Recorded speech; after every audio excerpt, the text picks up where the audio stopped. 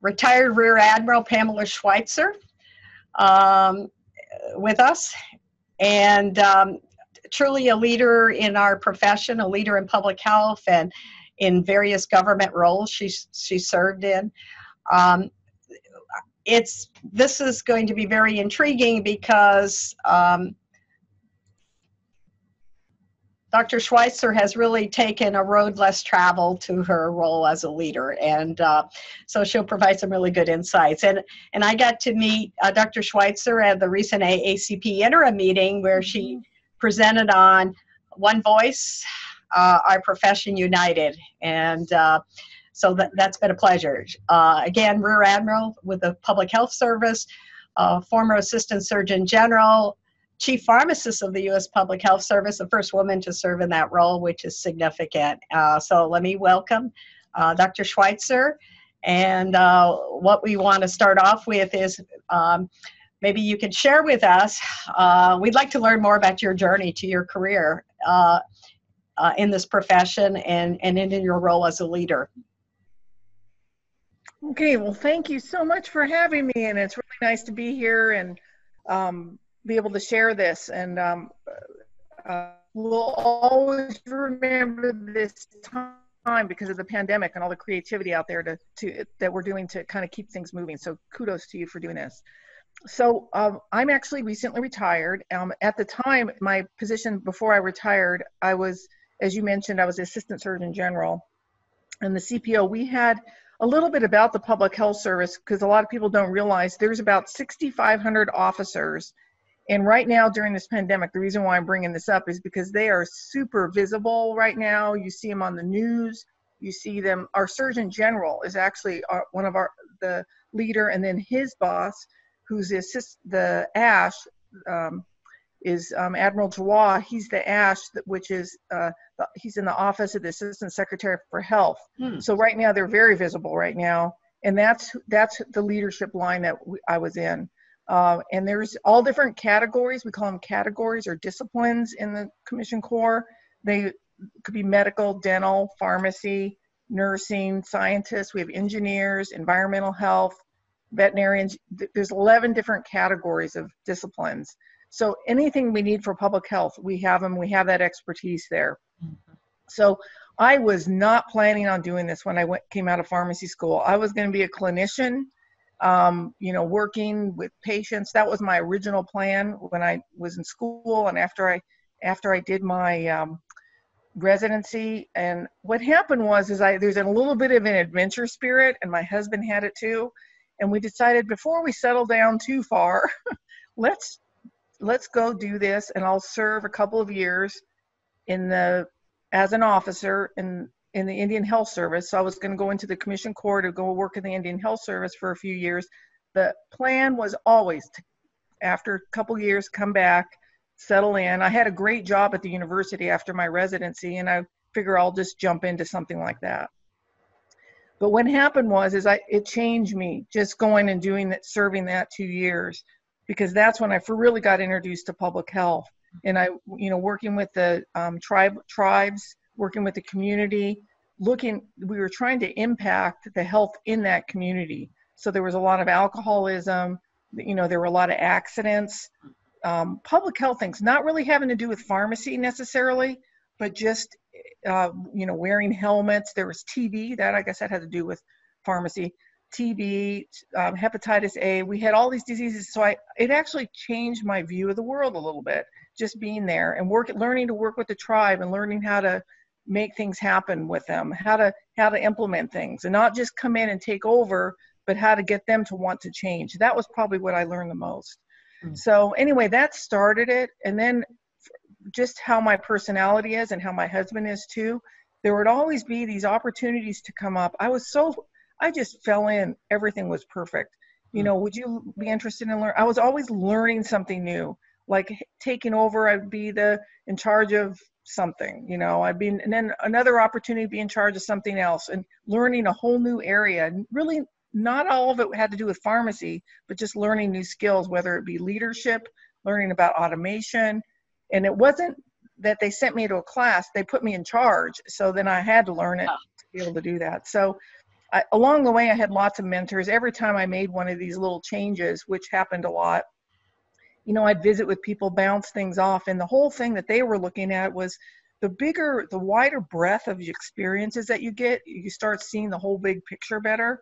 And I could spend a whole hour going through my career. It takes a long, but just in a nutshell, you visit with people, that's a great skill to have, to go work in human resources. So, I learned how the hiring works and especially in the federal government, that was super helpful. So these are some of the odd things that I did. I oversaw strategic planning for a facility one time. So I learned how every department worked, and especially the departments like acquisition, the finance, so you learn their nuts and bolts of how they work and what makes them tick.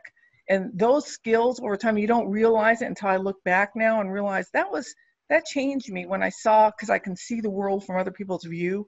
And so just if you gather all those experiences up over time, it really prepared me well when I ended up getting in more of a leadership role at the national level. And then, and the other role that I was at, because I understood so much of what makes things tick.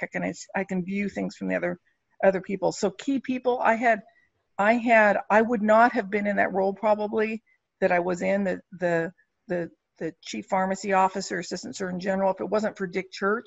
He was the one that actually hired me into the Corps. He was the one that kind of took me under his wing from day one. I later found out I was the very first recruit he had. Wow. when he first got in that role. So I had no idea at the time that's why he was probably making sure I did okay, because I was his first recruit. Isn't that a good story? Yeah, that is really the connection. And Dick Church, I know because he was a Michigan grad. We were very proud of him at University of Michigan. Wow, that's great insight. I really appreciate that. One of the other things I ask folks is I always talk about, we reflect back on what will be your legacy in 20 years.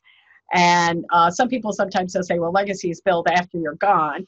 But, and another ways to look at it, looking at your journey and what are you most proud of in terms of your contributions to the profession of pharmacy that has helped to advance our profession? It's another way of looking at legacy.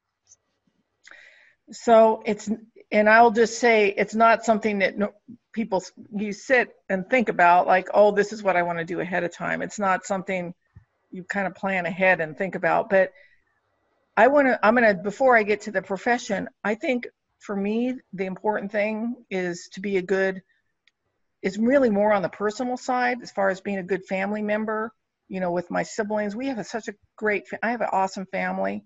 And my husband, I have this awesome husband and kids and grandkids now. And that being a good family member to me is probably going to be the most important thing for me just forever. Right. But on the side of for pharmacy, I already know just that being the first female and trying to pave the way, for women in this role is going to be important down the road. And I'm helping.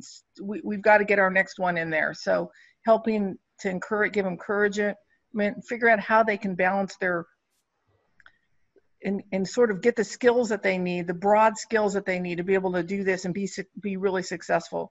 So I think that is going to be being the first female. That'll probably be one. I also think for me personally, having this strong sense of doing the right thing, learning where that line is, not drinking the Kool-Aid, and learning those skills of getting strong and tough to doing the right thing and understanding the mission and why we're doing it and keeping that line and keeping focus on that. I would hope that people would realize you can stand up. You don't have to, you can say something. I hope that people stick that, because I've tried to instill that into them. You need to say something, speak up, especially when you're getting in a position of authority. You need to, it's so important. And that's a skill you sort of learn along the way. Now, you get bopped, I get bopped and I have lots of scars, but you get thicker skin later on, and it doesn't bother you because you're doing the right thing. So I think instilling that integrity, just doing the right thing, I think that's going to be something important. And then the other one is my whole career, I talked about right in the very beginning, was learning to work with the tribes. I've got it down to an art of how to work and influence behind the scenes. So just how do you plant seeds and move things, move in a direction and not being out in front necessarily, but how do you inspire change, doing it from behind. So I call it leading from behind. And Dick Church and I would talk about this all the time. I learned it, I actually probably had it a little bit, but he has it too. So we would chat all the time about how to do all this. So starting from, early on, just being able to, work from behind the scenes. And then the other thing, and actually I asked my husband this question too, what do you think? And he reminded me that never had a problem doing the hard stuff. Like, and his example that he gave me was, you have a puzzle, and we do this all the time. You have a puzzle, and you know how like some of it's all white sky, and then or you have all blue ocean, and it's like, okay, that's the last part you want to do because that's the hard part. You want to do all the easy parts where you can find all the pieces. And I just always dive in and do the hard part. Start with the hard part. So whatever the project is, you sort of see the big picture, what needs to be done, and you know what? Somebody's got to start working on this hard part. I will do it. So I've always been that way. Like seeing, being able to start working on the part that's not pretty, the one that's not going to get all the attention. And I don't mind. I just kind of plug away at it. You plug away because somebody needs to get it done anyway. Usually the project falls apart if you don't have that part done eventually. So anyway, that's probably it. I'm not afraid of not afraid of something unknown, diving in, figuring it out, so anyway. I really appreciate that. Thank you for those insights. The next thing is advice for students, and you've sort of implied a lot of advice on their professional journey, and in particular, how they would develop as leaders. Yeah, well, one of the things that I learned, and I had this grilled into me from early on, is pick your boss, if you can believe that.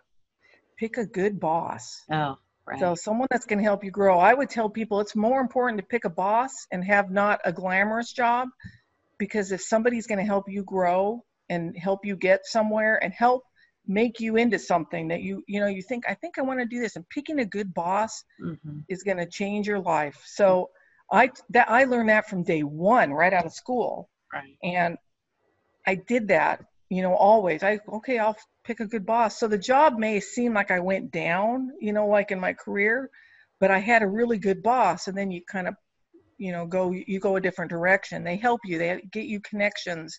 They help get you training, or they help you grow. They give you the confidence that you need to go do something. So I'm going to say that when you get out, get a good boss. And if you don't have a good boss, keep, move until you get one. Or not move, but, just be looking. Right. Continuously improve yourself.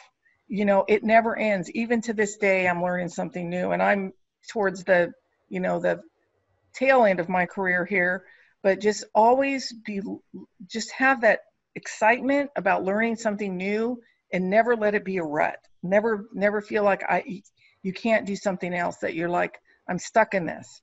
You just continually be improving stuff, whether it's reading books, just reflecting on when you read these books, when you read them, to reflect, how can I take a piece of this in me? I've read a ton of leadership books and leadership training, and you might think, well, you don't even have to be a leader to read these, or in a leadership position, because remember I told you I lead from behind. I could be the bottom rung and I can still leading because I'm influencing. Right. And then the other thing, being a gap filler and coming up with solutions, it's really easy to identify problems and say, oh, this doesn't work, this doesn't work, this doesn't work. But it's so much better if you can help come up with a solution and continually be offering, or see an issue and help fix it. So along the way, learning how to read or think strategically is really helpful. And you have to do that. You have to be reading a lot so that you sort of have an opinion. From the beginning, I didn't have an opinion, but later on you get an opinion as you start reading and getting a broader view of it. And then this is about people. One thing I learned along the way is take care of if you have people working for you, take care of them. And then if you have colleagues, how you treat people is super, super important. you know, with a lot of respect, because these people you're going to work with for your whole career. Right. I can't tell you the number of people that I've reconnected with throughout my career that, you know, you're friends with, or you did something with, or you helped down the road. So these connections and networking, you think you might know someone now, and then 20 years from now, hey, I remember we used to work back then. Yeah, yeah. So That's super. Maintaining these relationships. Yeah. And then, of course, stay current with the profession. So. Right. Very good. That's great. This ties in so well with this course. The insights are wonderful. It reaffirms some of the things they'll be thinking about. So the last question, and I do this because this is also a history course, and it's a history and pharmacy leadership. So help people develop as leaders, and really leaders, not necessarily put the big L, but the little L. And obviously we're living today, you know, we're going to study in 10 years, we'll be studying the decade of 2020s. And yes. One of the milestone will be the COVID-19 pandemic. And we'll basically hopefully we'll see that as a major turning point in our profession. And obviously that's an optimistic viewpoint of the pandemic. But how do you see that being, you know, as we study this, let's say 10 years from now or 20 years from now, and how is the pandemic will be an opportunity for our profession? You alluded to it as you started off our conversation here, but maybe expand on that a little bit. Yeah, so if you go back and even look at the history back in 2009, what happened in 2009? We had H1N1, right? Right. And then how did the profession change after that? I would say, like all the immunizations, remember they couldn't get the vaccines out quick enough? Yeah. And then all of a sudden, shortly after that, pharmacy was like, you know, nobody would think twice now about going and getting your flu vaccine or getting any of the vaccines from the pharmacy, because that would really help to, like, boost that. Mm-hmm. Well, partly this same area, and I know that the pharmacy organizations are all really working hard, but it actually takes all of us, because a lot of the state laws still need some changing. There's a lot of regulatory pieces, and I'm talking more on the payment side. Mm-hmm. A lot of the scope of practice has been broadened a little bit, but tying that with payment is where we kind of like need to do a better job connecting that. Mm-hmm. But this is like the perfect opportunity. Everybody is super busy right now because it's the same idea, is that this is allowing, we need to, our practice is changing. You're going to see more telemedicine. This is probably not going to go away. And realizing that pharmacists have been kind of preparing for this right now for all this time. And it's really a lot of work right now just to make some of these regulatory changes that actually similar to 2009, but at a whole nother logarithmic level. Right. You know, to make some of these changes now where it's going to be, the level's going to be set different, you know, for pharmacy. This is a great, and you mentioned the word optimistic. It's sad that this all happens, but the change that's happened, we're in the middle of it, and it is an opportunity for the profession, for everybody to work together to work and make some of these changes. Now, the areas that they can be working in, it's really focused more on the payment side, you know, getting reimbursed mm-hmm. for the services that they are providing. Mm-hmm. Yeah, the new normal. There's no question about it. New normal. Exactly. This is not going away. And I totally agree with your perspectives. There's no question about it. We're learning a lot in education, how to deliver content. And I think that's, and how people are doing their clinical practices. Telehealth mm-hmm. is becoming even more important. And I think we're going to even see more of that. So, mm-hmm. Yeah, very good. Well, thank you very much, Pam. This has been a pleasure. And I really appreciate your taking the time to chat with us here this morning. Thank you. Yeah, and good luck to everybody. Go. Yeah.